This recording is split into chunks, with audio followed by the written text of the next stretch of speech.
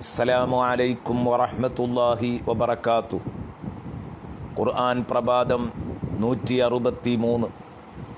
അൽഹംദുലില്ലാഹി റബ്ബിൽ ആലമീൻ വസ്സലാത്തു വസ്സലാമു അലാ സയ്യിദിൽ മുർസലീൻ വഅലാ ആലിഹി വസ്വഹ്ബിഹി അജ്മഈൻ. ബിസ്മില്ലാഹിർ റഹ്മാനിർ റഹീം.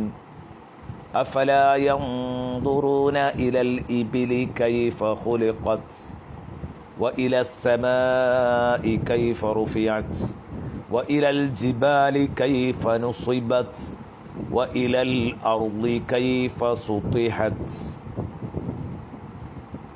صدق الله مولانا العظيم.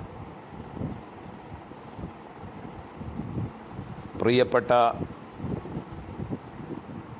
സുഹൃത്തുക്കളെ, പുനരുത്ഥാനവും തുടർന്നു വരുന്ന നരക സ്വർഗങ്ങളുടെ ചിത്രങ്ങളും അവതരിപ്പിച്ചതിൻ്റെ ശേഷം ഇങ്ങനെയൊക്കെ ഉണ്ടാവുമോ എന്ന് സംശയം തോന്നുന്ന, അതിൽ അതിശയോക്തി തോന്നുന്ന ആളുകളുടെ മുമ്പിൽ സംഭവ ബഹുലങ്ങളായ 4 വസ്തുക്കളെ സൃഷ്ടിച്ച റബ്ബിനെ പരിചയപ്പെടുത്തി ആ വസ്തുക്കളെക്കുറിച്ച് ആലോചിക്കാൻ പറയുകയാണ്.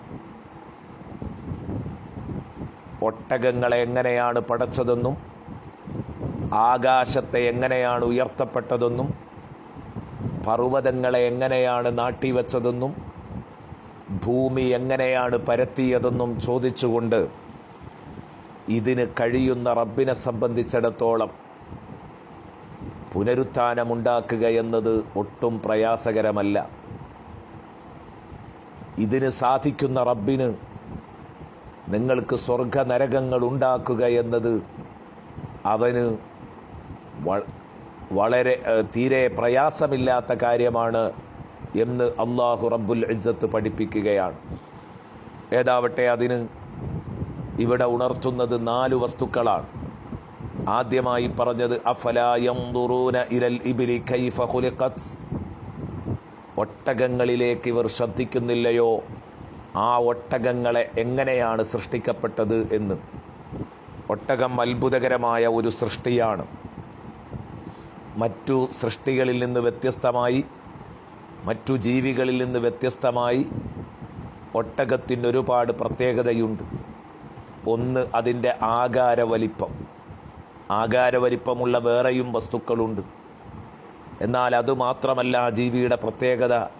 മറ്റൊന്ന്, അതിൻ്റെ ശക്തി. നല്ല ശക്തിയാണ് ഒട്ടകത്തിന്. അത് കഴിഞ്ഞാൽ വളരെ പ്രയാസമേറിയ ജോലികൾ നിഷ്പ്രയാസം ഒട്ടകം ചെയ്യുന്നത് കാണാം. ഭാരമുള്ള ചുമടുമായി ഭൂമിയിൽ നിന്ന് മുട്ടുകുത്തി എഴുന്നേൽക്കുന്ന ഒട്ടകം ഒരത്ഭുതമാണ്. മറ്റുള്ള ജീവികൾ, ആ ജീവികളുടെ പുറത്തേക്ക് നമ്മൾ ലോഡ് ചെയ്തിട്ട് വേണം. ലോഡ് ചെയ്യണമെങ്കിൽ അല്പം പ്രയാസമുണ്ട്. ഇതങ്ങനെയല്ല. ലോഡ് ചെയ്യാൻ വേണ്ടി മുട്ടുകുത്തി കൊടുക്കും. ലോഡ് ചെയ്തു കഴിഞ്ഞാൽ എഴുന്നേൽക്കാൻ പറയുമ്പോൾ മുട്ടുകുത്തി എഴുന്നേൽക്കുന്നു.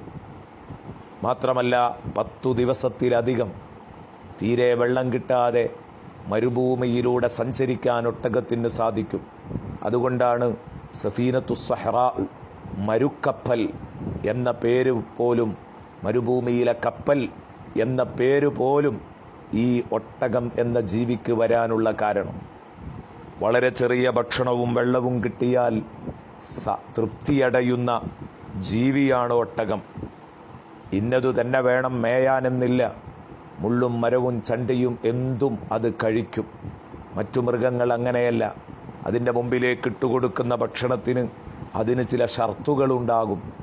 അത്തരം ഒരു ഡിമാൻഡുകളും ഇല്ലാത്ത ജീവിയാണ് സത്യത്തിൽ ഒട്ടകം. കിട്ടുന്നതെല്ലാം കഴിച്ചുകൊള്ളും. മാത്രവുമല്ല, വരിയായി പോകുന്ന ഒട്ടകങ്ങളെ ഏതൊരു ചെറിയ കുഞ്ഞിനും വലിയ മനുഷ്യനും ഒക്കെ നിയന്ത്രിച്ചു കൊണ്ടുപോകാൻ കഴിയും. ഇത്രയൊക്കെ ശേഷിയും കഴിവുമൊക്കെ ഉണ്ടെങ്കിലും ഏത് ചെറിയവനെയും അതനുസരിക്കും.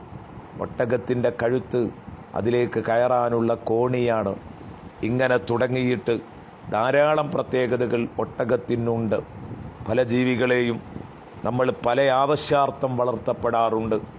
ചിലത് മാംസം കഴിക്കാൻ, ചിലത് പാല് കുടിക്കാൻ, ചിലത് യാത്ര ചെയ്യാൻ, ചിലത് ചുമടുകൾ വഹിപ്പിക്കാൻ, ഇങ്ങനെ തുടങ്ങിയിട്ട് പലതും. അതുപോലെ തന്നെ ചില മൃഗങ്ങളെ കൊണ്ട് ഭംഗിയായിരിക്കും ഉദ്ദേശിക്കുന്നത്, അത് തൊഴുത്തിൽ നിറഞ്ഞു നിൽക്കുന്നതൊരു ഭംഗിയായിരിക്കും. എങ്കിൽ ഇപ്പറഞ്ഞതെല്ലാം ഒരുമിച്ച് കൂടിയതാണ് ഒട്ടകം എന്ന് പറയുന്ന മൃഗം. അള്ളാഹു അവൻ്റെ ഖുർആനിൽ പലയിടത്തായി ഇത് പറഞ്ഞിട്ടുണ്ട്. അവയെ വാഹനം മൃഗങ്ങളെ മൊത്തത്തിൽ ഇത്തരം കാര്യങ്ങൾക്ക് വേണ്ടിയൊക്കെയാണ് ഉപയോഗിക്കുന്നത് എന്ന് പലപ്പോഴും പറഞ്ഞിട്ടുണ്ട്. സൂറത്തു യാസീനിൽ തന്നെ കാണാം, അവലം യറൗ അന്നാ ഖലഖ്നാ ലഹും മിമ്മാ അമിലത് ഐദീനാ അൻആമൻ ഫഹും ലഹാ മാലികൂൻ വദല്ലൽനാഹാ ലഹും ഫമിൻഹാ റകൂബുഹും വമിൻഹാ യഅ്കുലൂൻ. വാഹനം കയറാൻ ഉപയോഗിക്കുന്ന മൃഗങ്ങളുണ്ട്, ഭക്ഷണം കഴിക്കാൻ ഉപയോഗിക്കുന്ന മൃഗങ്ങളുണ്ട്. വൽ അൻആമ ഖലഖഹാ ലക്കും ഫീഹാ ദിഫ്ഉൻ വമനാഫിഉ വമിൻഹാ തഅ്കുലൂൻ.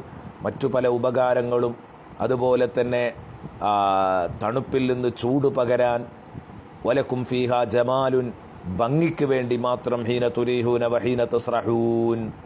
ഇങ്ങനെ തൊഴുത്തിൽ നിന്ന് വിട്ടുകൊണ്ടുപോകുമ്പോഴും തൊഴുത്തിലേക്ക് തിരിച്ചു കൊണ്ടുവരുമ്പോഴുമൊക്കെ അവയെ കാണാനുള്ള അഴകിന് വേണ്ടി വളർത്തുന്നതുണ്ട്. വതഹ്മിലു അസ്ഖാലക്കും ബിലാ ബലദിൻ ലം തകൂനു ബാലിഗീഹി ഇല്ലാ ബിശിഖിൽ അൻഫുസി. വളരെ പ്രയാസപ്പെട്ടല്ലാതെ മറ്റൊരു നാട്ടിലേക്ക് നിങ്ങൾക്ക് എത്തിക്കാൻ കഴിയാത്ത വലിയ ചുമടുകൾ നിഷ്പ്രയാസം എത്തിക്കുന്നു. ഇങ്ങനെ തുടങ്ങിയിട്ട് പലതും പറഞ്ഞു. ഇതെല്ലാം ഒരുപോലെ ഒത്തിണങ്ങിയ ജീവിയാണ് സത്യത്തിൽ ഒട്ടകം. ഈ ഒട്ടകത്തിന് മറ്റൊരു പ്രത്യേകതയും കൂടെ ഉണ്ട്.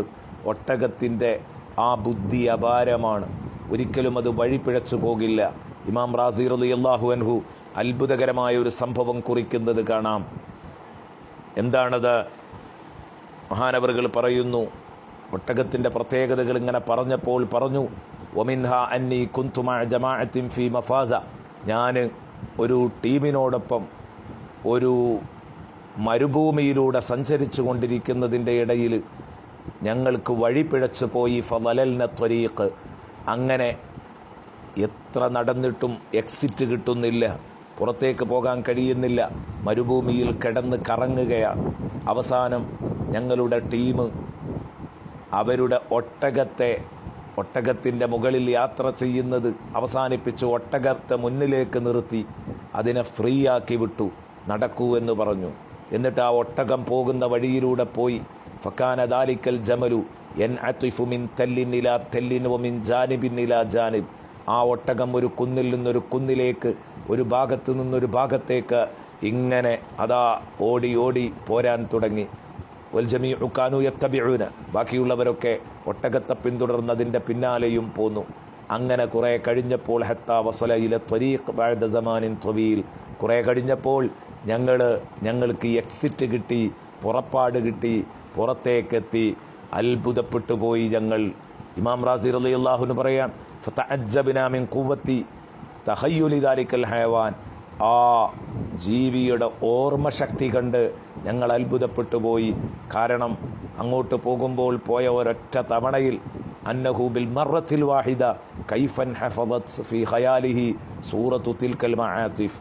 ആ മലയിടുക്കുകളുടെയൊക്കെ രൂപങ്ങൾ ഒരൊറ്റ തവണ യാത്ര ചെയ്തപ്പോഴേക്ക് അതിൻ്റെ ഹൃദയത്തിൽ പിഴക്കാതെ എങ്ങനെയാണ് സ്ഥാനം പിടിച്ചത്? ഇത്രയും ബുദ്ധിയുള്ള ആളുകൾക്ക് പോലും പിഴച്ചു പോവുകയാണല്ലോ. അത് കണ്ടുപിടിക്കാൻ കഴിയാത്ത വിധം കുഴങ്ങിയപ്പോൾ ആ ജീവിക്കതിന് സാധിച്ചല്ലോ. വല്ലാത്ത അത്ഭുതം തോന്നി. അവിടെയാണ് ഒട്ടകത്തിൻ്റെ പ്രത്യേകത നമ്മൾ മനസ്സിലാക്കേണ്ടത്. ഇപ്പറഞ്ഞ എല്ലാ പ്രത്യേകതകളും ഒട്ടകത്തിനുണ്ട് എന്നതിനപ്പുറം അറബികൾക്ക് ഏറെ പരിചയമുള്ള ഒരു ജീവിയാണ് ഒട്ടകം. അതും കൂടെ അതിൻ്റെ പ്രത്യേകതയാണ്. അവർക്ക് ഒട്ടകത്തിൻ്റെ ആരോഗ്യത്തെക്കുറിച്ചും രോഗത്തെക്കുറിച്ചും അതുകൊണ്ടുള്ള ഉപകാരം, അതുകൊണ്ടുള്ള ഉപദ്രവം എല്ലാം അറിയുന്നവരാണ് സത്യത്തിൽ അറബികൾ. അതുകൊണ്ട് തന്നെ അതിൻ്റെ സൃഷ്ടിപ്പിനെക്കുറിച്ച് ആലോചിക്കാൻ അവരോട് നിർദ്ദേശിക്കുകയാണ്. ഇനി ഇൻഷാ അല്ലാഹ് ബാക്കിയുള്ള മൂന്നും കൂടെ നമുക്ക് നാളെ പറയാം. അല്ലാഹു റബ്ബുൽ ഇസ്സത്ത് വിശുദ്ധ ഖുർആൻ കൃത്യമായി മനസ്സിലാക്കാൻ നമുക്ക് തൗഫീഖ് നൽകട്ടെ. അസ്സലാമു അലൈക്കും വറഹ്മത്തുള്ളാഹി വബറകാതുഹു.